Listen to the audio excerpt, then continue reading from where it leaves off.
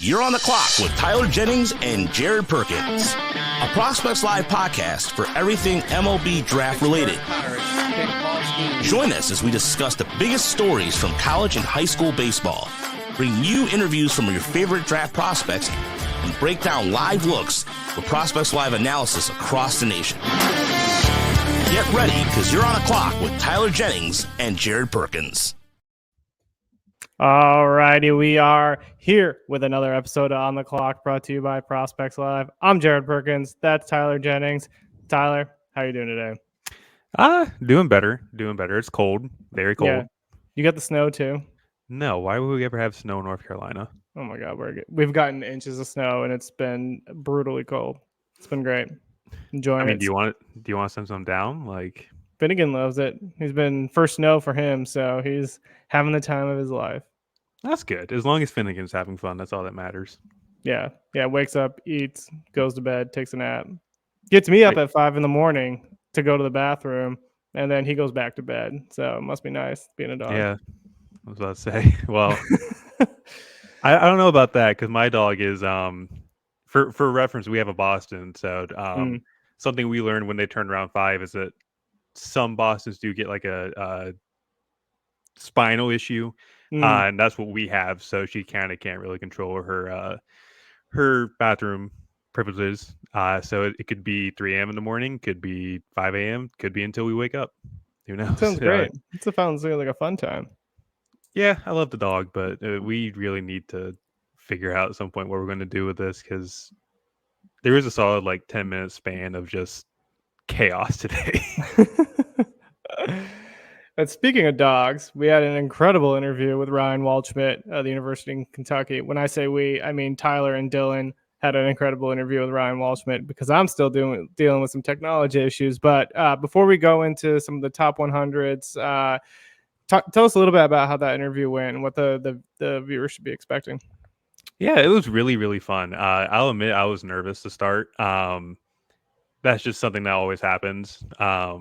I blame Jared's laptop for causing the stress there. But apart from that, really enjoyed it. We talked to Ryan a little bit about, transition from going from the Big South to the SEC. He even talked about some of his approaches as well. I've mentioned the Paul Skeens, the first game that he faced him, because he faced him twice last year. So we talked a bit about that, talked to Dylan about the experience of hosting regional with him and Ryan. And then, of course, just let them kind of talk a little bit. Dylan's done a fantastic job with some of the stuff he's done here with Arsenal Plus, Sequencing Plus, and the day after we recorded the interview, cool. He released something else that I haven't quite dug into yet, but I'm going to make sure that's on my to-do list this weekend. So yeah, Dylan's been doing a great job. It was a really, really good interview in my opinion. Everything flowed well, even though you could definitely tell that I had a million different voices in my head at the start.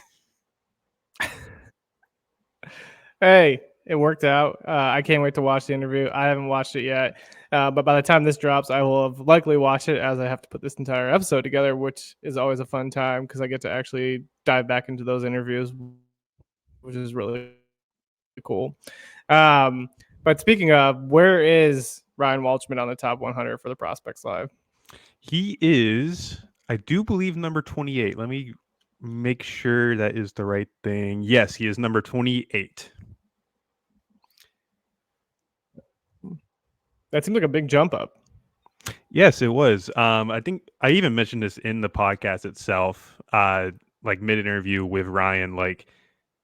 I kind of didn't really fall in love with the profile at first because I heard about the ACL injury on the Cape, which, by the way, Ryan's doing fantastic with that right now.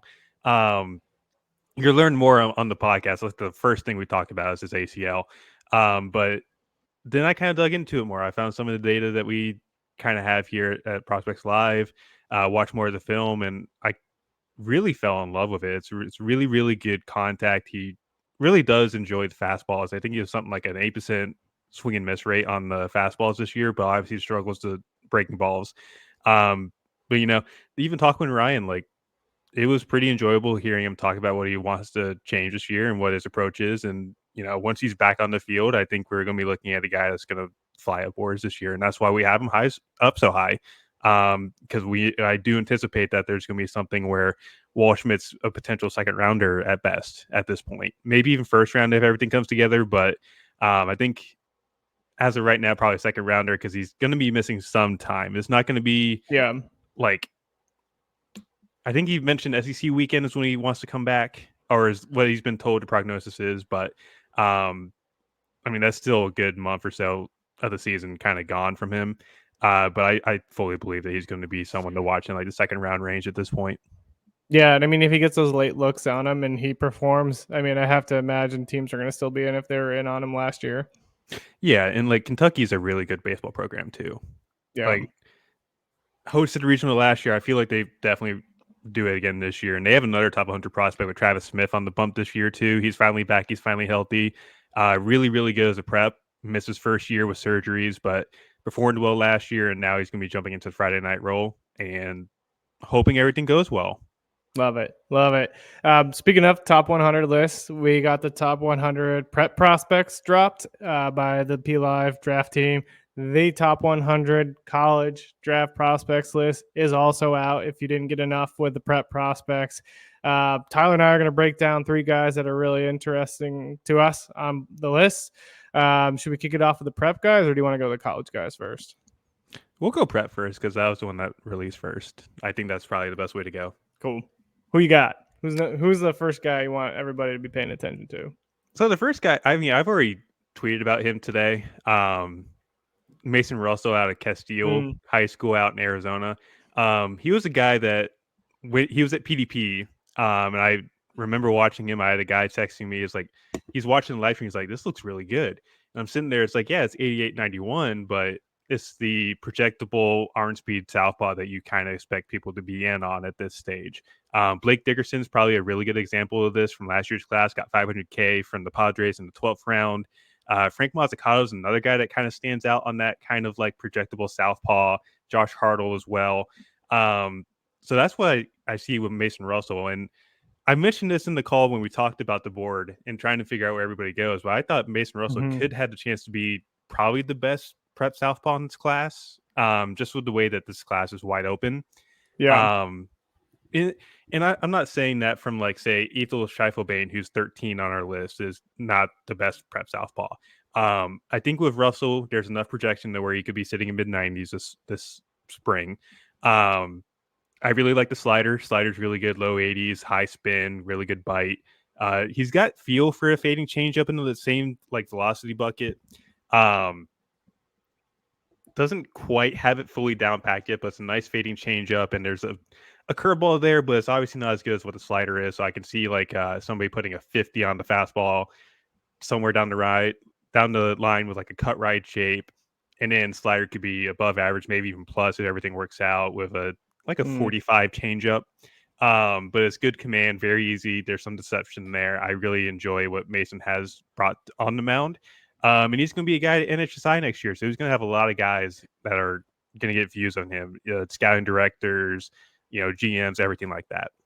Yeah, I'm glad you brought up the kind of projectability, because I think a lot of fans forget about prep prospects. A lot of times you are projecting to the future and hoping that they can get those velo increases, can shore up some of the command issues and those kind of things. Like Mazzucato, for example, a guy that the Royals were hoping would get a velo increase. Hasn't happened. He's still sitting about 88 to 91 that he was on draft day. But they took him in the first round. They got him under slot, and they were hoping that velo could tick up to the mid-90s or even sit like 92 to 93 would be great, because the curveball is just absolutely disgusting. But again, it's all projection, and you're kind of hoping. And then people will say it's a failed pick. But I mean, at one hand, you're trying to project the future, which isn't always easy. I was totally not muted there. Projecting, I think at this point, scouting is just difficult. Like 99% of the time, you're going to end up being wrong, and that's okay. Like we've had multiple times where, like Mazzucato, for example, that was a guy we were almost never in on, admittedly. Not because of the fact that like the stuff wasn't good. It's just the command kind of really didn't fall in our favor in terms of like liking that kind of prospect. Tristan Smith's another example of a guy like a southpaw with really, really good stuff, but couldn't find a strike zone. And we thought Mazzucato might be somewhere down that line too. Yeah. Then of course he gets popped at seventh overall, and that was one that kind of did shock us a little bit on draft day because we weren't expecting it. We maybe saw like back into the first round, but then we see 7. I'm like, wow, that did take us by surprise because I thought there Yeah. was a lot, much better players and Well, better they spent so much prospects. money on Kudrina and Carter Jensen, and that was basically the reason why they took Mazzucato that high. Yeah, that once I found out the signing bonus, it kind of made more sense. But now that Yeah. Mazzucato is kind of like struggling to really get that velo, it's not really The worked out that strikeout well. numbers are still there, but like you said, the command issues still exist. The walk rate's like kind of not where you want to see it for a guy who's been high A. So I mean, yeah, a lot of development left, but you got to hope for the best. That's all Sorry, you can Royals do. fans. Oh God! Now we're gonna have all the Royals fans on our tail again. No. So I'll go with my first college guy. I'll start with the back end. I went in kind of like 60s and below, then a guy that was like 40 to 60 range, 30 to 60 range, and then I went like top 1 through 30. So the first guy is Ian Petrutz. Had to bring him up. We had the University of Alabama head coach Rob Vaughn on. Was at Maryland before. That's where I saw Petrutz when he was playing. He's an outfielder. Definitely a bat first guy. Defensively, kind of unsure where he's going to play. He seems like he's going to get kind of pigeonholed into one of the corner outfield spots. I don't know. I don't remember him. I think he only DH'd the games that I saw him. So I didn't really get a chance to see his arm. Not sure how that is or will play out, but really intriguing bat. Will be interesting to see how he kind of goes against SEC pitching, but a guy that I really want to see and could shoot up boards if he has a really successful season. Yeah, no, I like Petrutz. His bat's really good. You mentioned the arm. I think it probably limits him in the left field at some point. Yeah. I don't think it's really all that strong. You mentioned it, bat first guy.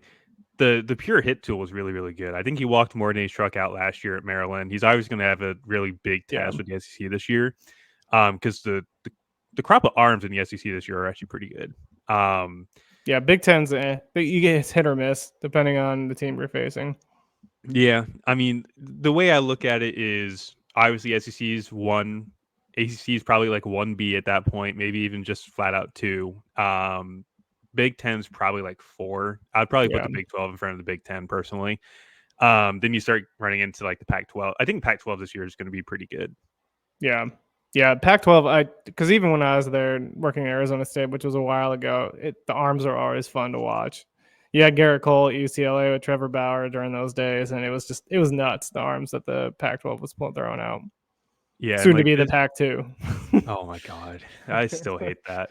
But no, speaking of like Pac-12 arms, Matt Scott, Stanford, freaking 6'7", he's like 6'7", 245. That's a guy you're going to be watching. Just a horse.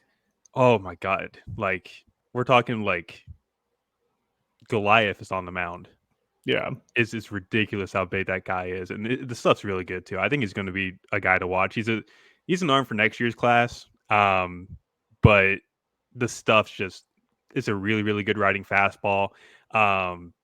It's like slider cutter. I don't want to say slutter. But I think he's actually also added a really good changeup, and he should be starting this year. I hope he does. But he's definitely looking like the best arm as next year's class. Which kind of already has injury problems, which it's gonna happen. Arms are just so volatile to deal with. But I just want a year where we don't have a bunch of arm injuries. Knock on wood. Yeah. But no, like with Petrutz, I think it's like average power, maybe like an average, above average hit tool. But he's likely limited to left field at the next level, maybe DH a little bit. But I think he's serviceable enough to where like you don't have to put him mainly at first base to kind of get him in the lineup a little bit. I want to say, wasn't Maryland trying him in the infield, or was it just the outfield? I thought they tried him at second base at one point, but I can't remember. I might be completely wrong. I'm thinking about somebody else. They may have. I can't remember if they have or not. But I just know he's like probably a left fielder at the next level, which is fine with the kind of value that you have in that bat. Love it. Who's your next prep guy? Carter Johnson. I Mm-hmm. made this comp last This is the week. one that was it not Rekka? Will brought up, right? On the oh god, what was it, mock draft? Yep. No, this is Will's guy. I distinctly remember seeing him at PvP and loved the bat path immediately. Hit 2 home runs, really performed well. And then Will saw me at East Coast Pro and was just loved it. I made the comparison the other day on Twitter last week, showing side by side footage with him and Cole Emerson. There's a lot really to kind of compare there. Like, it's really good. There's similar bat paths. They have overall, I think, pretty similar swings in general. I think Emerson's got quicker hands and there's better chance for like a 6 hit tool there instead of like a 5 with Carter. But Carter's got a little bit more raw juice to his bat. I think it's probably like a 50 hit, 55 power down the line. The only issue is probably like maybe see how the discipline kind of irons itself out. Emerson had a really, really good approach and plate discipline last year. Really limited chases. I think Carter's a little bit more aggressive, but if he can limit the strikeouts, he's going to be really, really good. That's why we have him at number 5, because it's the similarities are just right there, staring you in the face. If he turns into what Cole Emerson is, then you're happy with that. You know, it might be a down year, but you still have these hidden gems. And really, there wasn't really a ton of guys in on Carter before PDP, really. Because I remember he was in like the 100s, 150s, and like say perfect games rankings before the summer started. And then all of a sudden, here we are, like we're pushing him into the top 5. Really, really do love the profile here, and maybe he might be a shortstop at the next level. I'm not too sure where he fits defensively yet because he's got the body for third base. He does have the defensive chops to handle the 6. Might be a second baseman, but he's going to be somewhere in the dirt here in the future. But really a lot to like with the Alabama commit. Like I said, I really, really love the bat path. That's really my selling point, is the fact that everything is just works out. You know, our blurb kind of reads it well. You know, his hands are quick, hips fire, and there's plenty of bat speed. That's really something that stands out in my mind, and that's something I really look for in terms of like scouting guys like that. So having a pure hitter like that to kind of really fire their way up the board like this, really impressive. There's one guy that wants you to drop him down the board, and that's probably Rob Vaughn. Yeah, probably. But hey, Rob, if it helps, there's plenty of other guys in your recruiting class that could definitely handle getting to campus and working out for you. Rob's a really, really good developer. So yeah, he's a good recruiter. I mean, and like he's gonna get guys in. Yeah. Hey, if Carter ends up getting to campus, you got 3 years with him. I don't know if I see it happening at this point, but you get 3 years of Carter Johnson, and I think he's going to do really, really well in the SEC if it happens. But as of right now, being as high up as he is, I fully see this being a potential like back end first round or beginning a second round kind of profile. At least at this stage in the game, because we're still like a month away from game starting. But just really looking at the video, it's pretty impressive what you see. And this is a guy I think is probably going to really push his way into that potential first round like bracket at the end of the day here. Yeah. The next guy I'm going with on the college side is Ethan Anderson out of Virginia. Another guy I saw last year. I mean, I went to that game looking at Kyle Teal, Jake Goff, and then Ethan Anderson. I was like, all right, this guy's a dude. He's just an absolute physical presence in the box. He hit probably what was like a 500-foot home run over the scoreboard out in Virginia against Rhode Island pitching. The guy was throwing like 82. But the power was absolutely insane. I think he hit 2 or 3 home runs in that series. And the contact skills were just super impressive. He wasn't swinging and missing. He wasn't chasing other things out of the zone, and he played really good defense at first base. He looked good and fluid over there, athletic. And I was really impressed with him in that series. I know, again, it's against the University of Rhode Island. Sorry, Rhode Island. I don't mean to throw you under the bus here, but I just came away impressed with him that he was a guy with even Kyle Teal, as great of a series as he had, and Jake Loff. I mean, I still came away probably the most impressed with him and Ethan O'Donnell. I would say I think Ethan Anderson too is like, if I remember correctly, he's not even going to be 21 at draft day, so he's going to No. have he's going to be favored on models already because of his age. Mm-hmm. I also think he's going to be catcher this year. Which I think is interesting. I saw that in your write-up, and I was like, that could really help his draft status. Because if he's not a corner or first base only type guy, that's huge. Yeah, and like my thing too is like Virginia always hits. Like that's their MO year in, year out. They have a really, really good offensive core almost every single year. Anderson's bat being at first base was definitely not going to be the end discussion because Kyle Teal is your surefire catcher. Now Kyle Teal is in Double A, I think, with Boston. Give him a chance. I think he was a catcher in high school. I think he's going to have enough to really stick back there. I don't know if you might move him away as like a pro minor league guy, but you let him try it out in the ACC this year, see how it goes. And he even got a few other guys in that Virginia team that can really do well. Like Griffin Farrell is probably going to have another 100-hit season because he's just really, really good at it, putting the barrel to the ball. There's a couple 25s that are pretty good. Henry Godbout's one of them I can remember off the top of my head that could have a breakout year in the ACC this year. They got Jack O'Connor on the bump. Yeah, Jack O'Connor. Dude, he was fun to watch. I remember. I think he threw like 6 innings against NC State last year. Mm-hmm. I think it was him and Dom Fritton, which was actually a really, really good underclass matchup for a Sunday game. Yeah, that's sweet. Yeah, like Fritton, we thought about putting him on the top 100 for college, but we kind of like looked back at it. I'd like to see more from secondaries personally because the fastball is really, really good. But he's a guy on the outside looking in when we put everything together. But I think he's probably going to be the Friday night guy at State this year. And then O'Connor, I've watched some film. The command really does need to kind of step up a bit. I mean, he's a sophomore. I'm not expecting everybody to really be like 6 command like Josh Hartle or Rhett Lauder. But with O'Connor, the slider's really, really good. Changeup's all right. Fastball could use some more life to it, I think. He doesn't miss a ton of bats with it, which is kind of like one of my things is like I love a fastball that miss bats. But the slider's the real deal from what I've heard. Really excited to see what happens this year.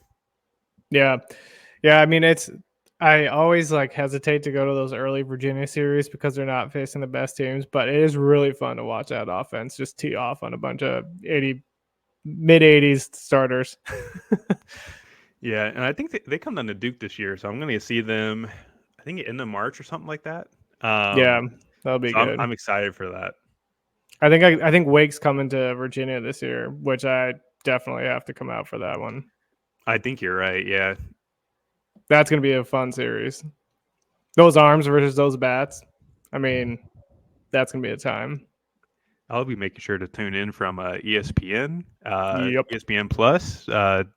Wasn't the ACC network have the rights or no? I don't know. They might. It depends on what they put out there, but they're fighting Florida State for money right now. So, shocker. All right, last prep guy. Who you got? I'm going to go a little bit farther down our list here. We're staying in the ACC in terms of commitment. Wake Forest commit Duncan Marston out of Harvard Westlake. This is another guy who's going to be at NHSI this upcoming year. And that Harvard Westlake team has a bunch of arms. Tommy Bridges, Bryce Rayner is going to be a guy that we're going to see on the bump this year, who's also a pretty talented shortstop. But Marston's probably the most intriguing out of the three. He had TJ, so there's obviously some concern there. But he didn't spend this summer out on the scouting trail. He had one event that I recall from the training complex out in Cary, up to 96, looked good, but he kind of focused on getting stronger, and he's shown it this year. Like he came out this fall, he's already touched 99 in some side sessions. He even had like a 2 touched 99 at 17, 18 years old. Yeah, the thing, he is going to be like 19.2 on draft day, but also at the same time, like But yeah, like touch 99 across 2 scoreless innings, strike out 5. I think the slider's really good. I'm excited to see what he does this year. And considering that, they're going to have a bunch of eyes down in SoCal, come up to Cary and face arguably a really good field. We'll get into that later. But Marston, I think, is going to be a guy that really pops this year. Just seeing what he's done in the fall has already been pretty impressive. And if he holds on to that, there's probably a better chance of him getting drafted out of a Wake commitment. But even if he ends up at Wake, Wake's going to find a way to make that arm work immediately. Pitching lab, good times. Very Welcome. much so. Do you think there's some bullpen risk there with the injury? I mean, you could think about those electric arms with the high octane fastballs. Already having Tommy John, but yeah, I mean, I could definitely see some bullpen risk there. Obviously, the injury risk, the old age is going to play a factor into teams that have the models preferred. The younger guys. He's also pretty big already. He's like 6'4", 215. So I don't think there's much projection there, but he's got the kind of body where he's like, this is a power pitcher at the next level, and he's already showing it to you right now. But if he holds this kind of velocity deep into starts, starter. Love it. All right, I'm gonna go with my last college guy here, because I picked him in the mock draft. And because I want the Royals to get him, right? As of now, I would want the Royals to get him. Mike Sirota, outfielder, Northeastern, coming in at number 10 on the college list. I just love these guys that are like the sum of all parts type players. Like just do everything right. And I'm a sucker for mid-major guys because I worked baseball ops at a mid-major, so I'm always trying to hype up the mid-major guys. I just think he does everything right. And like he reminds me a little bit of a guy like Nick Lofton, but it has a lot more power. He's going to make contact. He's going to get on base. He's going to play really good defense.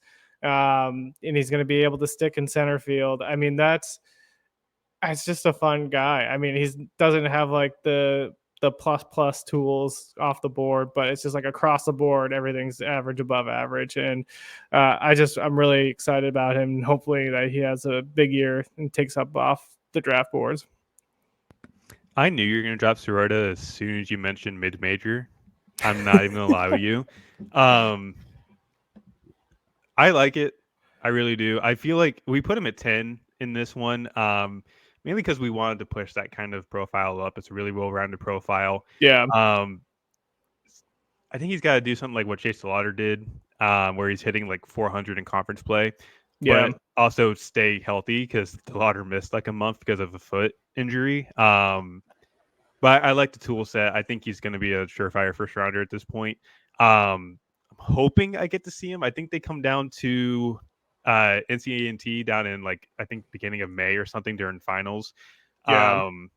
But I do have to travel to my sister's graduation that same weekend, so that's important. It is.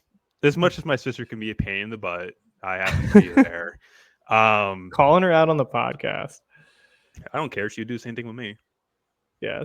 Jared, here's the thing, Jared. We're identical. Oh, are you really? Nice. Me and my youngest sister are pretty identical. Yeah. I didn't mean like identical twins at first. Oh no. I'm the oldest of 3 by a solid margin. Sorry, I was looking to see if I was getting Northeastern up here. So I'll have to choose between watching Indiana versus Maryland or Northeastern versus Towson. I'd probably still go Indiana and Maryland on that one. Well, I could technically go Saturday to Indiana, Maryland, and then Sunday to Northeastern Towson. They're both like 40 minutes away. That might be the move, actually.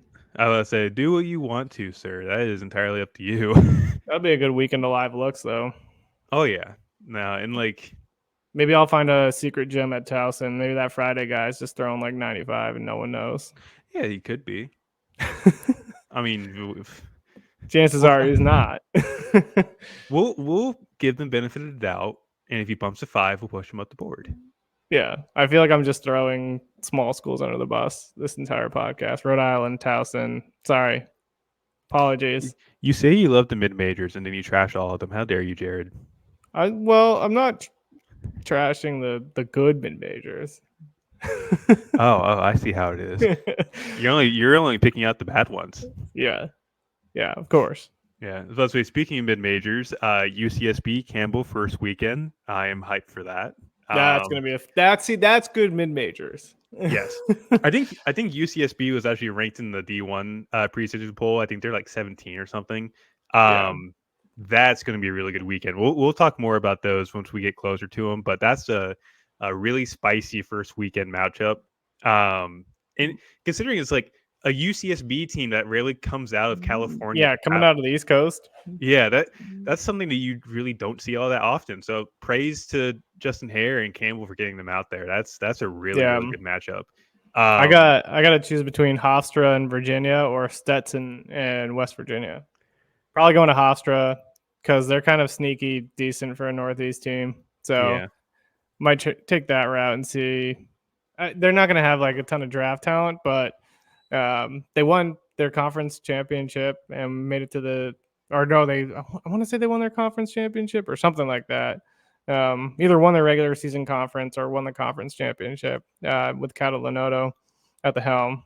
Old Frank, old school slap hitter. There we go. That's what gets that gets the veins pumping right there. Jesus, Tyler, Bunts, having a stroke. Bunts and slap hitting. That's what we love to see in the Northeast right there. Hey, won Hofstra championship, so good for them. Yeah, it worked. No, I'm trying to think of another event. Oh, so obviously you know about this, but we'll have attendance at the College Baseball Showdown second weekend of February. Love it. We probably won't have anybody at the Shriners the week before. It's tough with our schedules to kind of make everything work. And I'm not trying to like tell people what to do. I kind of let everybody choose where they want to go because I'm not going to tell you it's like, hey, Jared, there's a really, really good player down at like William and Mary. You're going to drive 5 hours to go see them. No, like we've brought in a couple of new guys that I'm going to have obviously do something local here. We'll introduce them at some point here down the line, but really, like, I'm not going to force you guys to travel 9 hours out of the way if you guys can't. Like, that's why I picked all close schools. Yeah, that is true. That is very true. Furthest one is like 3 hours, so which isn't bad. Yeah, but I mean, like, that's just my philosophy. I'm not going to make you guys drive. Ooh, there goes my mic. Drive like 9 hours. Say like from me to Knoxville, 6 hours. You know, I'm not going to send like Rekka to drive from New Jersey to Knoxville. It's like, hey, you're going to see LSU and Tennessee with me. Have fun. But yeah, we'll be in attendance for that. It'll be me and Patrick. I'll be flying in that Thursday, coming into the event. But it's Arkansas, Michigan, Oklahoma State, and Oregon State. That's a really, really good lineup. And it'll be another stadium to cross off the old list.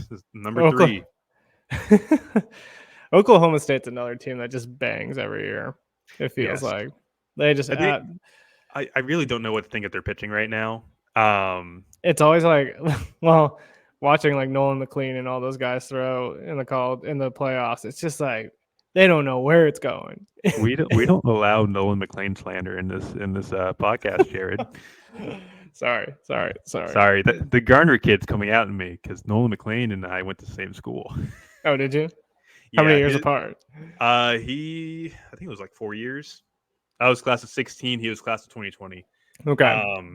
But I know the Garner High coach, Derek Goffney, Georgia Tech legend, by the way. Played at Georgia Tech for a couple years back in the early 2000s. He was my freshman year gym teacher. Nice. So 2012, 2013, I think. Love it. Yeah. Love it. Well, you can tell we're excited. The season's about a month away, and we are ready to go.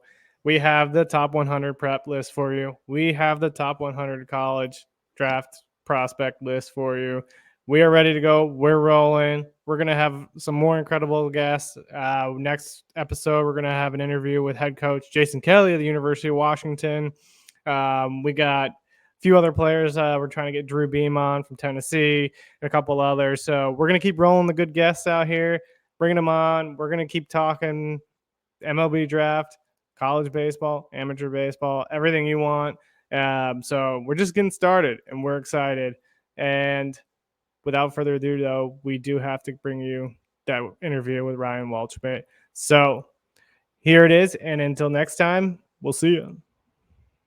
All right, welcome back to On the Clock. This is Tyler Jennings. We're running a little bit differently tonight. Jared's out with laptop issues. Hopefully, we'll have him back soon.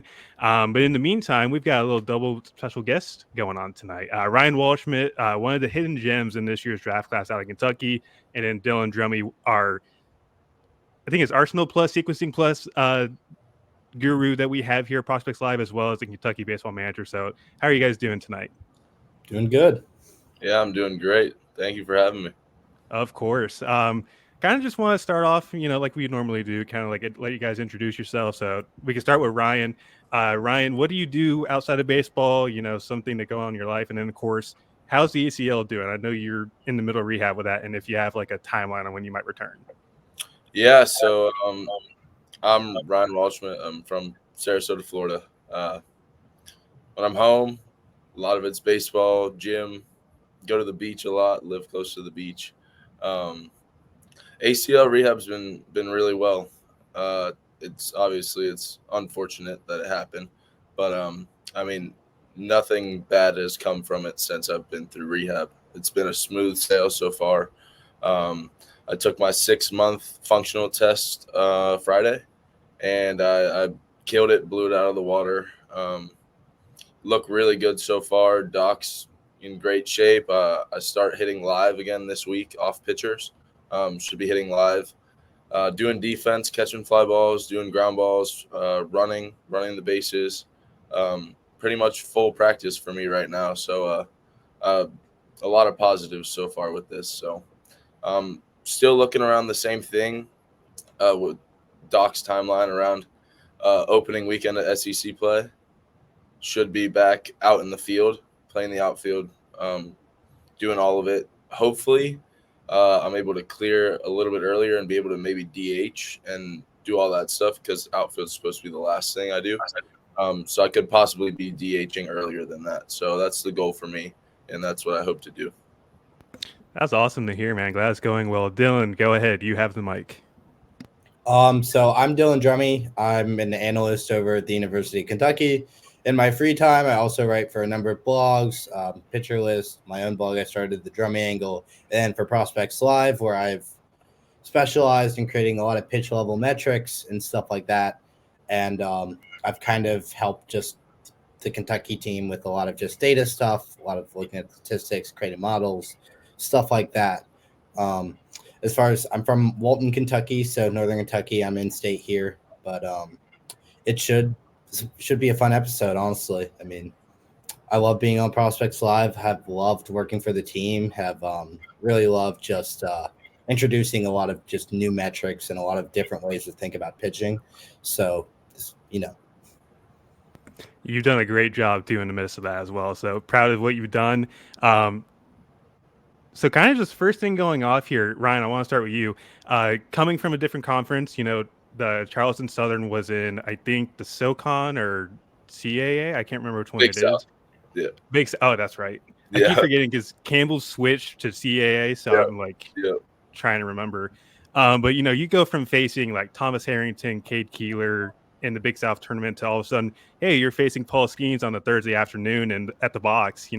What kind of adjustments did you have to make to the difference of competition, really, and like what would you say like the biggest thing to work on was? I think the biggest thing that helped me perform at both levels was just confidence in just myself and just my training, my abilities, all that stuff.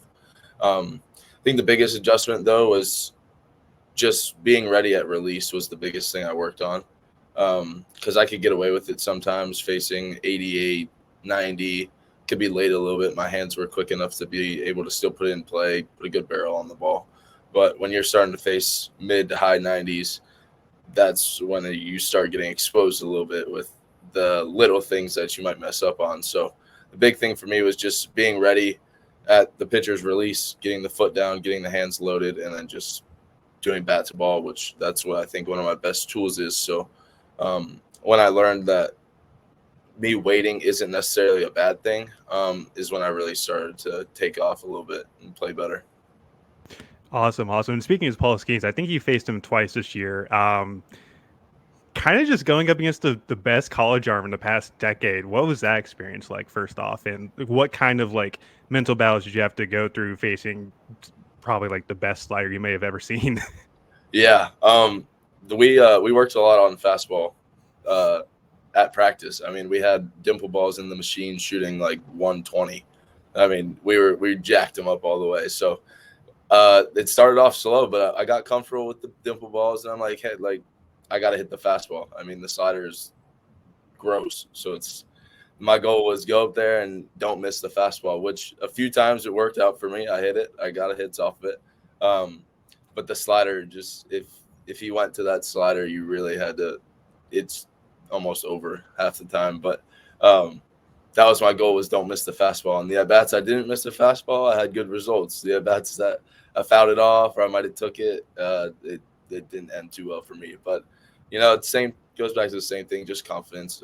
Obviously, everyone knows how good he is, but if you give him that credit, your chances of succeeding just go down a little bit more. So you just got to think you're better. I mean, that's the biggest thing for me, is just think that you belong there with him and you compete with him, and it's anyone's battle at that point.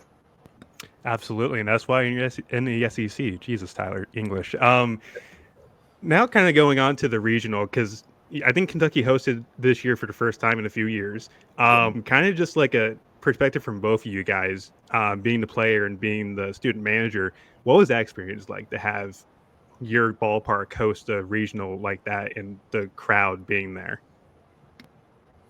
Yeah, I mean, going from Charleston Southern, it's a lot of it's parents and girlfriends is the joke we always made. That's who comes to our games, is our parents and our girlfriends. So it was just cool to see the amount of people that care about Kentucky and Kentucky baseball. And it's for them. That's what we play for. I mean, obviously you play for yourself and your teammates and all that, but the biggest thing is just the name of Kentucky and the school itself. So it's awesome to see all those people get to experience the exact same thing that we got to do. And, to be able to do it, host it, and not just host it, but be able to win it was just awesome for the school and just the city itself. So it was a really cool experience for me.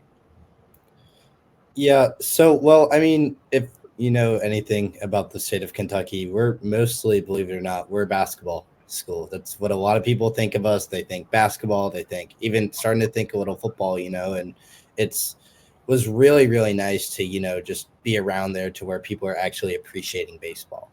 And so, because people get so into basketball and so just obsessed with that, that's where they put a lot of the money and stuff like that. And just even in our culture as like a state in itself, like you grow up, like you mainly look at Kentucky basketball. You mainly look at a lot of that stuff, and you can appreciate Kentucky baseball, but a lot of attention wasn't given to it. And the guys, when they came out and then they actually hosted a regional, made the Sweet 16 version, went farther than our basketball team. I mean, it was such a big deal. It was really nice. Like, it was a really, really good thing to see for our state, and kind of, the altering of just what we have respect for, like within our school and within the environment around. And the guys just played so excellently at the level. And I mean, obviously we were going against the best of the best. I mean, you obviously have JJ Weatherholt, who's one of the top 3 guys projected this year, who we played against. And then a couple of Indiana guys who I know got drafted and stuff like that. So it was really nice to not only just see us embrace baseball, but also when we were on that stage, we competed against the best of the best. We showed people, hey, we're here, we're playing, and it got us to where we were last year. I was really, really happy for it. It was so cool. Love to hear that. And then, of course, you mentioned how good that regional was, like West Virginia, Indiana, which could be a really good sleeper team this year. Like that's probably one of the best regionals in the entire country last year, in my opinion. Just looking at it on paper, like you mentioned JJ Weatherholt being one of the best guys this year. Obviously, Ryan being there and in his plate discipline and prowess really stands out for me. Like the batted ball data is pretty darn good from what I've seen. And that's mainly the reason why we bumped you up on the last update here.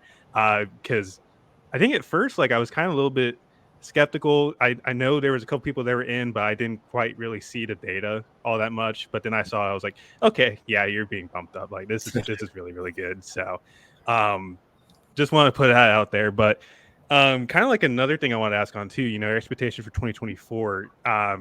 Obviously Omaha is the biggest expectation, but like any personal goals for either of you two, like Ryan, for you, is like, is there anything that you want to specifically work on, like with sliders or breaking balls, or Dylan with you, like anything like you want to work on here either at the site or what you do for Kentucky baseball itself? Yeah, one of my biggest things going into the summer after last season was just being more aggressive on not necessarily just anything, but pitches that I can do damage to. Like last season, I was pretty patient, which a lot of it is just, again, confidence that I'm not going to strike out, which I'm not afraid to have 2 strikes. So I pick and choose on what I think I can hit good and like what might be just a pitcher's pitch. But I think, as you know, sometimes your name gets out there. You're a more respected bat in the league. People start pitching you a little different. You no longer get those good pitches to hit, or great pitches to hit, I should say. But now my goal is to just get the good ones. So now, like the breaking ball that might not be perfect, but I can still do damage to it, I wanted to start to attack those earlier in the counts. And I think I did that well in the beginning of the summer. I mean, I was off to a hot start there in the Cape when I started off. I was just trying to get more swings off. I think that was a big thing for me because, I mean, usually when I do swing, I put it in play. So it's more of not necessarily being too picky, but just being a little more aggressive. So I think that's my biggest goal for still coming in now this season, now that I didn't get as many reps throughout the summer and this fall, but that's still my main thing. I've been trying to work on it in the cage. We have that iPitch machine that does the sequencing and all that stuff. So just trying to work on that now that I'm allowed to hit again. So that's my biggest goal. And obviously everyone has the Omaha and regionals, all that. I just think if our team can take it game by game like last year, take every game with the same amount of just play as hard as we can every single game and not worry about who we're playing against or what's coming next, I think we'll have another really good run just like last year. Yeah, so I'll just follow up just kind of a little bit on that too. I just honestly, I think one of the things too, just kind of following up on what Ryan was saying a little bit, like I really just like from his perspective, when I would look at all the data and stuff like that, like one of my favorite things was the discipline. You went up into an at bat, and when he did make contact, it was just unbelievable. With I mean, I remember just being up because I would be up there with the TrackMan and whatnot, and just seeing like 116x at velos, and like I'd see the ball, right? I'd see the ball, and I'm like, bro, you know how hard you hit that, like, and then I'm like, he's like, yeah, Mo told me, but it was just like, it was just crazy to me, just like to have such a disciplined hitter. A lot of times you have a lot of sacrifice in what you're trying to do. Those guys who are trying to hit it out of the park don't usually have that discipline. And it's something that, you're not swinging at a lot of first pitches. You're doing a lot of good stuff to where the contact numbers, when you kind of spice that on top a little bit, it's so nice. And it's just such a great profile. I just don't think that coming in and kind of seeing his spot, I just really, really think people should just give a second look going into that. I mean, I think, and that kind of goes on a general trend for Kentucky too, like for this whole year and just what we're doing. We were obviously very discounted last year, aren't ranked or even close to ranked. I saw some top 100 lists that had us in the 50s or something like that, low 50s, I want to say. And I mean, we ended up making the Sweet 16. And of course, there's a lot of variance and a lot of that stuff, but like our in-season numbers were incredible. You look at our RPI, you look at any of the common metrics they use, or even the adjusted advanced stuff that I like we were good.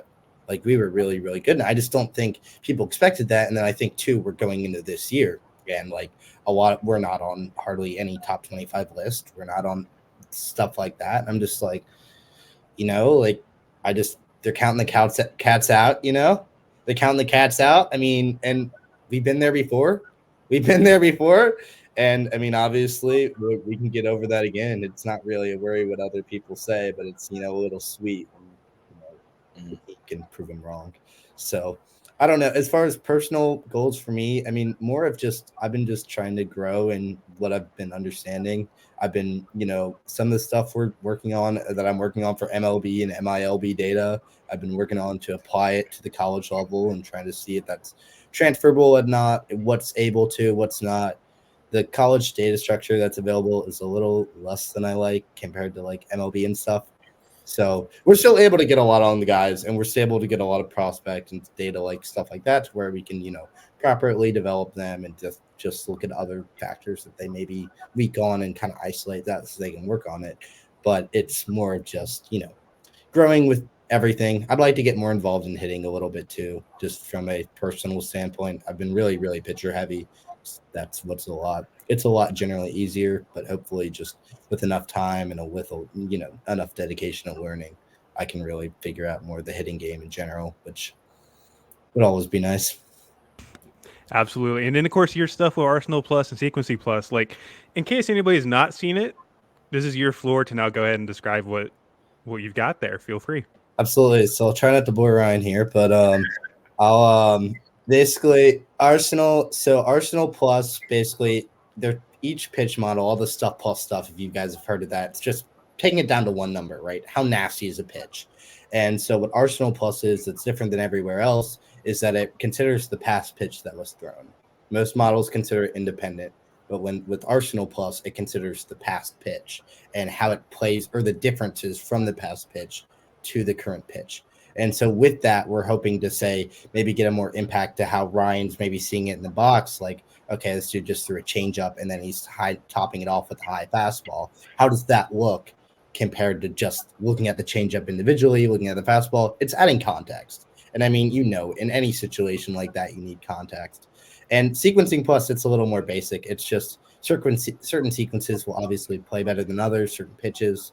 Like, when you adjust for that, when you consider what people are actually following optimal strategies and throwing pitches, you can get kind of a number that gives you a better idea. Like, okay, this dude's going to be throwing a lot of like optimal strategies that are going to be like not advantageous for us. It's more of a development tool, I think, personally, just to follow, rather than a sequencing plus, at least, rather than an evaluation technique.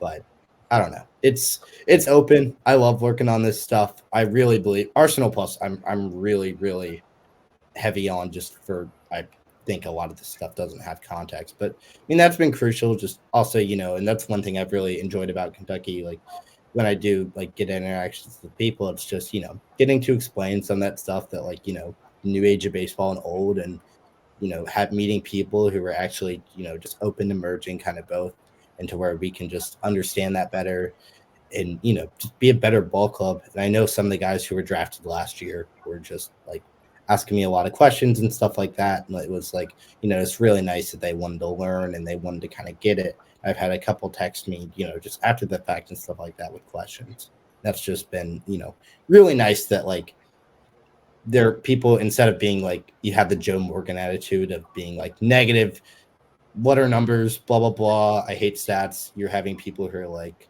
oh crap, maybe this will help me. Like this. And that, I think that's a guy like Ryan too. Like obviously we know he hits the hard, discipline, whatever, but like, it makes him so much more valuable that we can articulate his value directly. We can say that ball went 116 miles an hour. This dude can freaking hit.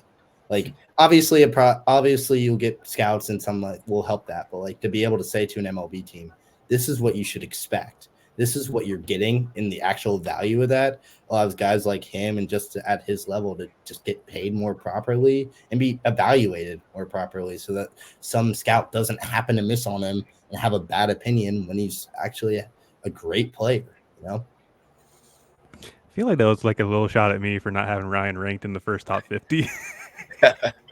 I'm kidding. Ryan, now that you've heard that, has there been any like discussion within the team, like from Dylan's models, that you've kind of utilized to help your approach and everything like that? I know that we've talked a few times and he sent me stuff on just exit velo, like average, all that kind of stuff. Just barrel percentage, that kind of stuff. I mean, that's a little bit more over my head that I'm understanding. But yeah, a lot of that exit velo and all that stuff, we take into account a lot here at Kentucky when we hit and stuff. We always have TrackMan up when we hit. Just seeing where the pitch is, what the spin rate of the ball is. Like, I know last year at a certain point, I'd still hit the ball hard. I mean, I hit it over 100, but my spin rate would be high. So I'd be like, okay, I sliced it a little bit, or I came down on it a little bit. Like, I didn't catch it flush. Like, although I might have hit it hard, there was more. I could have gotten a lot more out of the swing. So we use a lot of that stuff. I know Drummey can cook that stuff up together into a PowerPoint or something, but we talked a lot of that. We had a guy last year, Jake Scott, who did a lot of stuff with Drummey, and he talked a lot about us and to us about that kind of stuff. We have a new guy this year, Fitz, just great guy, same thing. But yeah, we use it a lot here, and I think it does help us a lot. I mean, especially coming from Charleston Southern before this, where I had nothing like this, to then make the step to a big school like this who has everything. It really does make a big difference in just hitting and your just approaches in general. So now that I've learned a little bit about it, it definitely has impacted and helped me a lot. That's awesome to hear. Yeah, Go just ahead, real quick. A lot of what I've really done, a lot of it, I'll admit, has definitely been pitcher heavy, just from what we have available and what we're able to do. But I think, I mean, one thing too is, I remember saying this a lot. Like, it's a lot easier to quantify unluckiness, and I think that's something that, like, it's just being able to say to a guy, you know, like, and being able to go up to Ryan after and be like, dude, like, that, I don't give two craps what actually happened to the. If it was an out or a single or whatever, being able to go up to him after and be like, dude, that was some great contact. Like, people are going to see those numbers. They're going to care. And I remember doing that. Like, I remember, like, going up after a couple of games, being like, just, dude, like, that was solid. Like, that was solid. And it was just, it's stuff like that. So I know it's like, and I know it's kind of hard too, because a lot of this stuff too, and a lot of it is kind of complicated. So, you know, like, I'll be 100% honest. Like, these guys don't need to know all the stuff I look at. They don't need that in their heads. Like, it's something that, like, it's useful to an extent, but also hyper focusing and making it to where it's their whole obsession. Like, that's going to hurt their game.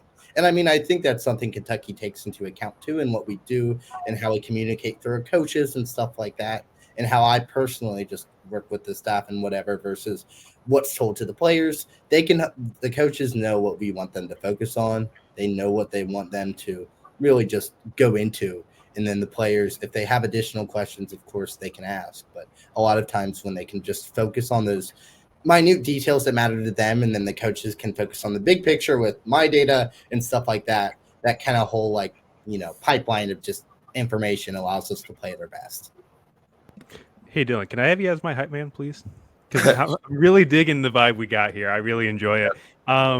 We are running a little bit past our time, so I want to thank you guys both for coming on tonight. Ryan, I hope the rehab goes well. I can't wait to see what you can do at Kentucky this year. And Dylan, I'm excited for what you got in store for both us and the Kentucky team.